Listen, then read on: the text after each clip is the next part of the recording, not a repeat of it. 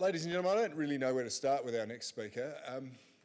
She is a legend. I started off with saying that earlier tonight. I mean, Pauline Hanson was the very first independent woman elected to the House of Representatives in Oxley, and it's fair to say she made a bit of a splash at the time, and that splash is still reverberating around the country. And I have to say that for a lot of people, they look at Pauline Hanson in a new light over the last 20 plus years, because she's proved to be one of the most resilient individuals in this nation.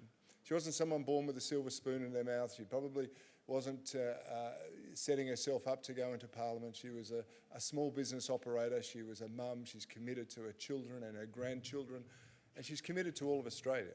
And I can say that because I've seen how passionate she is about the work and the representation she takes up there in Canberra. Had the pleasure of working with Pauline, working against her on occasion. She won every one of those battles, I regret, but I've forgiven her for making me look foolish.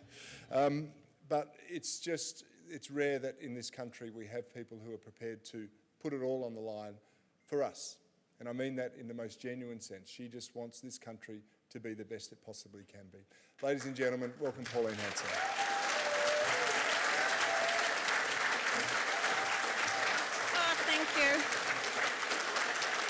Thank you, Corey.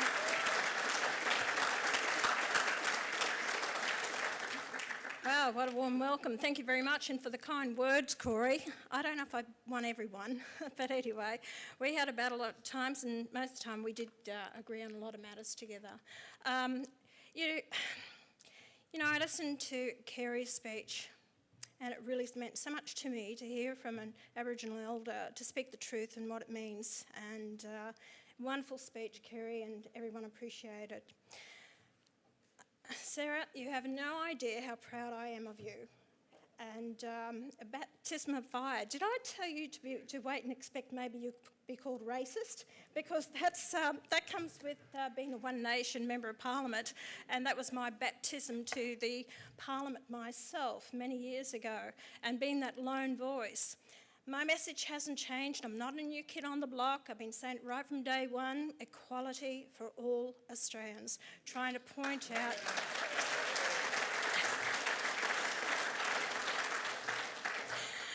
And I remember after I was elected on the first day, and you're right, Corey, I was running my small business. I just thought, hey, I don't like the way the country's going. I thought, I'm going to get in there and have a say and try and do something. And when I finally joined up to the Liberal Party, only to stand as a candidate, I had nothing to do with politics apart from being a local member of Parliament. And I remember going to the first meeting, and someone asked the question, not me, but they said, I remember it was John Moore, Shadow Minister. He said, sit down, shut up, you know nothing, we know everything. And I thought, whoa, what am I getting myself into? So I happened to actually stand my ground on something. They threatened me, they told me I had to apologise. I refused to apologise. I actually expanded on it a bit more and made it worse for them. And of course, John Howe was terrified, so I had to go. Well, it was the people of Australia that got behind me, and there was just myself and my campaign manager. We had 42 booths. Do you know what the public got behind me? We actually manned all those booths. I went on to win that seat in 1996 with the biggest swing in the nation. And that was the safest Labor seat and the only one that withheld the overthrow of Whitlam. And it used to be Bill Hayden's seat for 27 years. So it was like, yeah, John Howard. And I've got to tell you this. When we were getting sworn in, I was walking out of the chamber with Graham Campbell. And I could hear behind me, excuse me.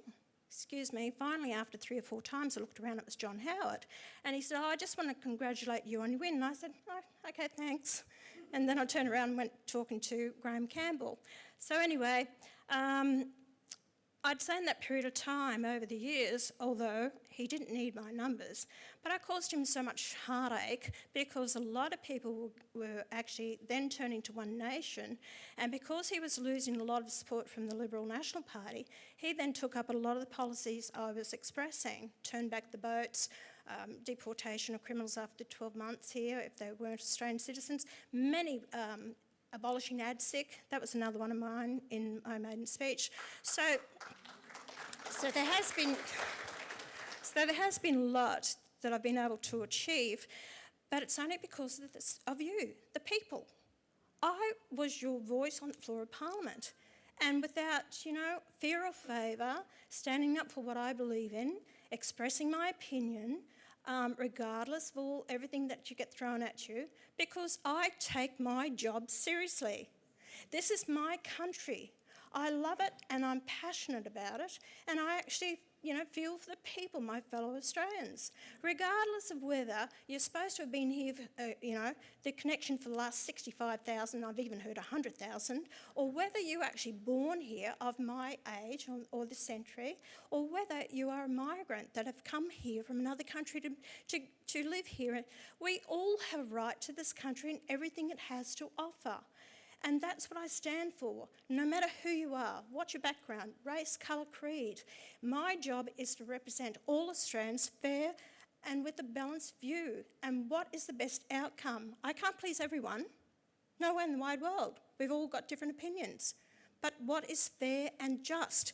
And I don't see that happen on the floor of Parliament. It frustrates me to no end.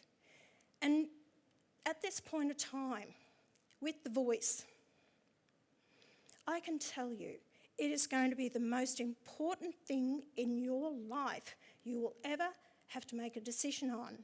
It is bigger than buying a house, your dream home. It is bigger than getting married. You can get out of both of those.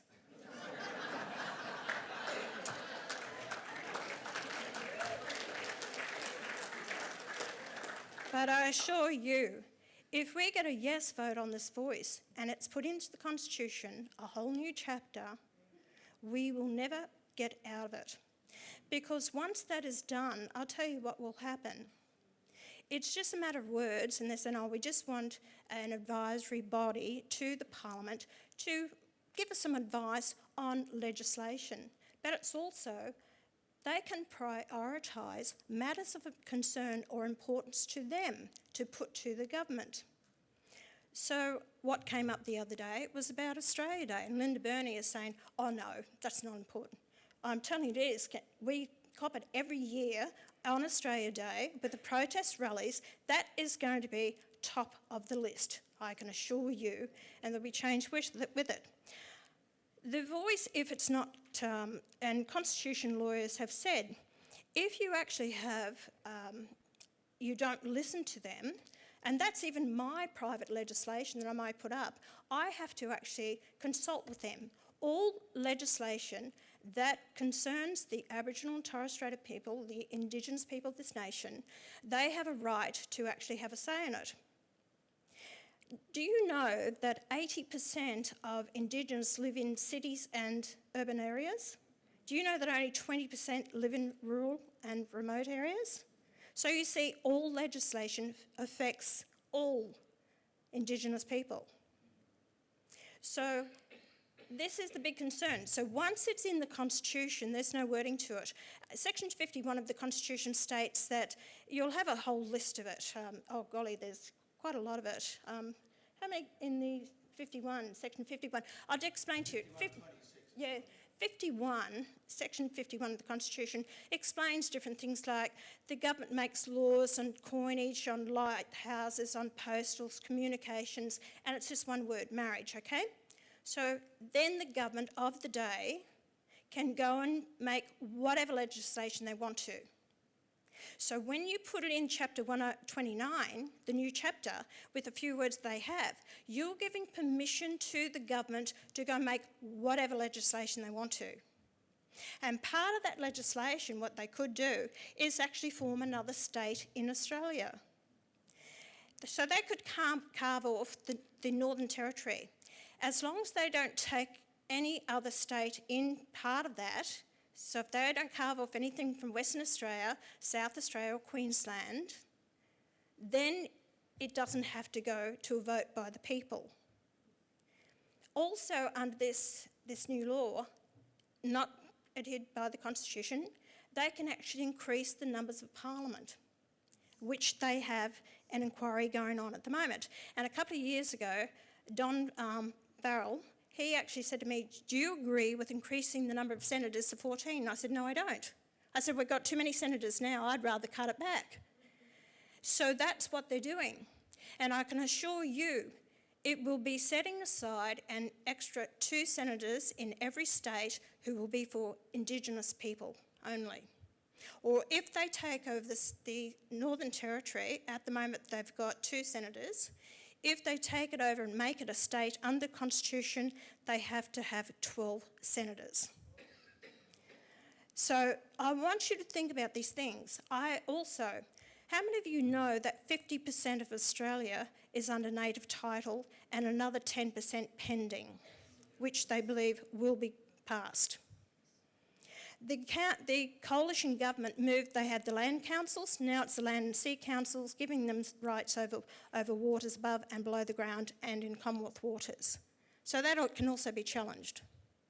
So it's very dangerous what we are proposing, what they want us to do. And there's no real definition to it. We're not being told what it is. Oh, trust us, okay? We know what's best for you, just trust us. I wouldn't trust them as far as I can throw them, and I know because I've worked with them. And don't you be fooled by it. Please do not feel emotional over this whole fact, because as I said, and I said it in my speech on Parliament on Monday, I said, I've heard right from the beginning, there was 40,000 years they've been here, then it was 50,000 years, then it's 60,000, now it's 65,000, and I said, and even some people are saying 100,000 years. You know what? I don't care. I really don't care. Because at the end of the day, where do I come into it? Where do you come into it? What's your connection? And to think that it's only an Aboriginal that has a connection with this land. I have a deep connection. I have such a connection that I would actually go and fight for this country. If I could go and take up arms, if anyone wanted to invade this country and take away our democratic right and freedoms and way of life, I would fight to the death for it. That's my connection to Australia. But it's also, what about the farmers? Don't they have a connection to the land? What about the men and women who did sacrifice their lives in the wars to protect us and give us what we have today? What about the migrants that have come here and they love this country and they've, blood, sweat and tears have gone into it as well? What right does an Aboriginal or a Torres Strait Islander or a person who calls himself Indigenous have more right to this land than I do? Because of some connection going back so many years ago. It's about the here and now. And as Carrie said, you can't change what's happened in the past. But what I hear all the time from this idiot who sits beside me in the Parliament, Senator Lydia Thorpe, I think you know who I'm talking about, what a nasty piece of work she is. And the whole fact is, all I see is this hatred, this division, this divisiveness, instead of trying to pull people together. This is not what Australia should be about. And they say, they haven't been recognised. We have now the Aboriginal and Torres Strait flag flying in the Parliament. We never had that. We haven't been asked as a country, do we accept that? We actually have welcome to country every morning. It used to be the prayers, then welcome to country. No, they reversed that. And I'm sorry, when I'm in the Parliament, that happens, I turn my back on it. And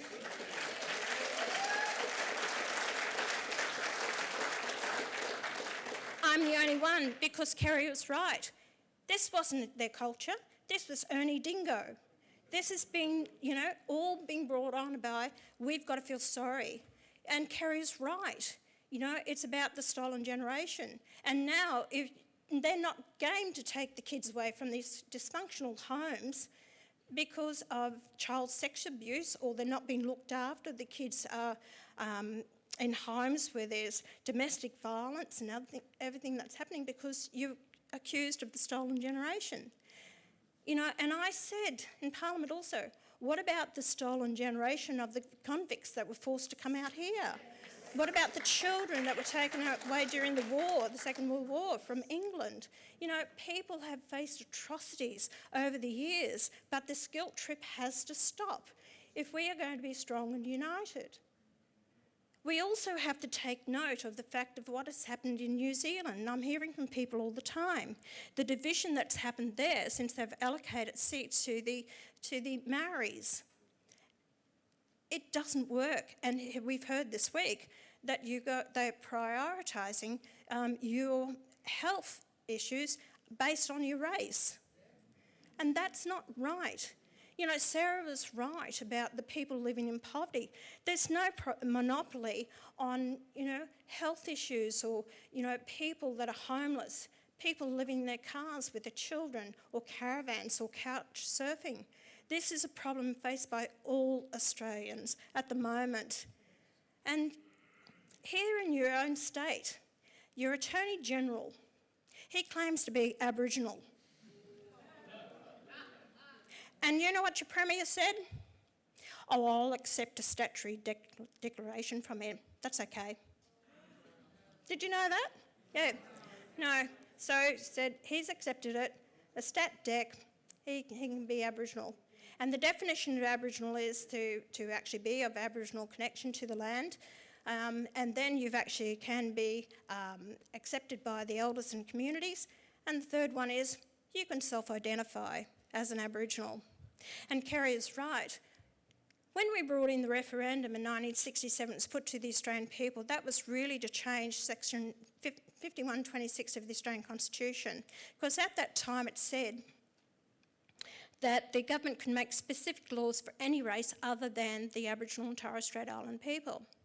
That wasn't the founding fathers of our Constitution being racist against Aboriginals. That was put there so they can make specific laws for Chinese and the Afghans and those ones that came here, migrated here to work the goldfields and to deal with the drugs that were brought into the country at that time.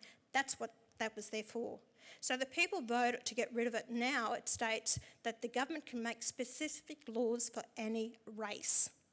So they actually have that, and they do utilise that in legislation that they make. So it is there for people to actually, for the government to make specific laws if they want to, but they want to enshrine it in the Constitution because once they do that, they implement seats in Parliament. Then they control the numbers in the Parliament with the Labor, the Greens and the Indigenous, and then you have the moderates from the Liberal Party, the wet blankets, the bedwetters, those as well. They're all starting to change. They need to be gone, and they're the ones that's why you will never get it changed back again. So your voice will be gone. So think very seriously about it and talk to people about the truth of what this is going to mean. How am I going? Nearly finished?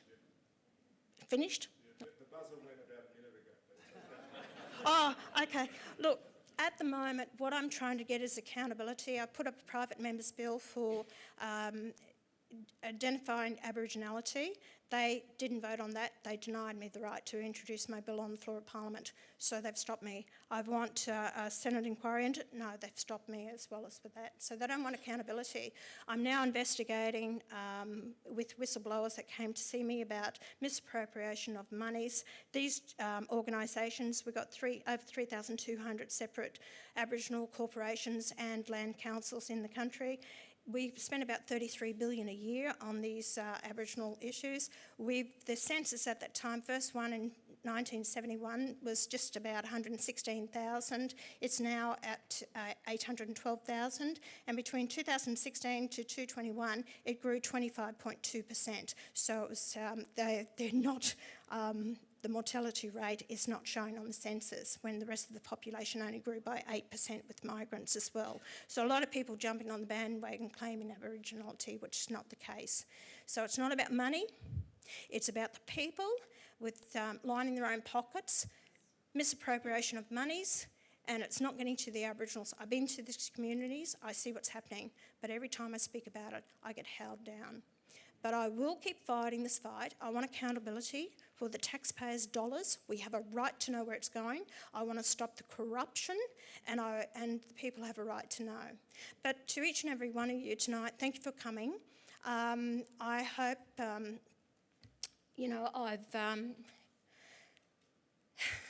not a career politician, but I speak from the heart, and I'm passionate about what I do. I thank you for those people that have voted to put this woman into Parliament down here under the banner of One Nation.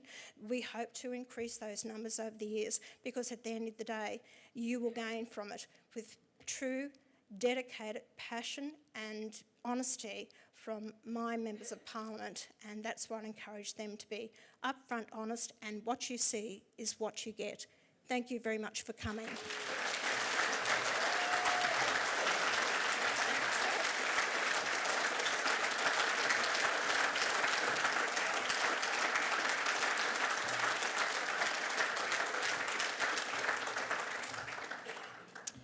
Great work, Senator Hanson. It's nice to hear you speaking again rather than just on the television in person. I've had the great pleasure of enjoying your speeches for many years.